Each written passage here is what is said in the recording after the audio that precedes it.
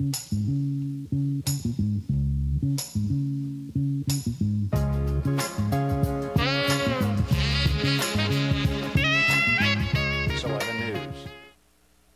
joining us now to talk about the inauguration and the challenges Governor Brown will face, there's Matt Klink. You know him as a political consultant and president of the public affairs firm Sorrell and Associates. And he's back, the sage from South Central, Larry Elder, the conservative commentator and radio talk show host on KABC. We'd like to welcome Larry back to the airwaves of Los Angeles. Good to have you here, Larry. Thank you for having me. Appreciate it. All right, let's get both of your reactions initially to his speech. It was short and sweet. What do you think about, Matt, his approach today? A very atypical inauguration speech. I mean, what Jerry Brown really is trying to do is tell Californians that they're in for a world of hurt coming soon.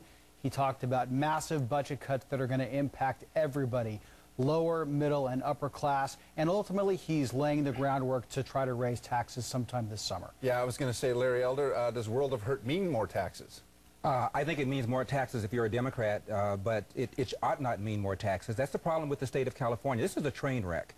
We have taxed and spent and regulated, and taxed and spent and regulated. Oh, and by the way, taxed and spent and regulated, and it is enough. California does not have a revenue problem. It's got a spending problem. And I'm hopeful that Jerry Brown is going to pull a Nixon goes to Kennedy kind of thing, Nixon goes to China kind of thing, right, where he is a liberal and he gets his liberal colleagues to say, enough is enough. That's the best case scenario.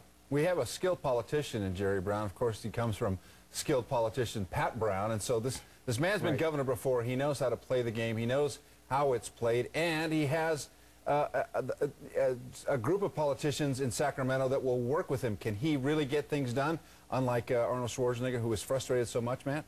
Well, I mean, he has his first 100 days, and I think you're going to see him strike out a pretty bold tone. He said he's going to have a budget within the next 2 months, which in Sacramento is like a record that hasn't been met for probably 20 years. Right. Then what he'll do is, as was said earlier in the show by Derry Schrago, he's going to have to demonstrate that he can squeeze everything he possibly can out of state government before he goes back to the voters who have shown that they are reluctant to raise taxes right now because they don't believe that the government will spend their money wisely. What about some of the things that Meg Whitman charged him with? That was that he was beholding to the unions and that he's going to protect the unions no matter what. Larry, what do you say to that? Well, again, there's no more money. Right now, the governor's #1 job, Carl, is to preach, teach, persuade, inform.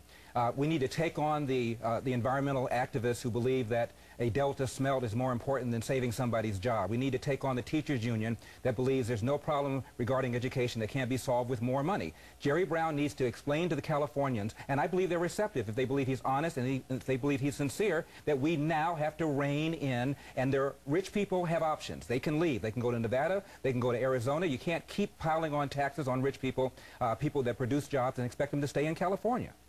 Matt, do you think he can do anything at all? If anybody can do it, a 72-year-old governor who this is his last rodeo, he has the opportunity at his hand to do it. The question is whether Sacramento will ultimately wear him down like it wore Governor Schwarzenegger down. Well, he seems to have an awful lot of energy. I interviewed him here, and he was very energetic.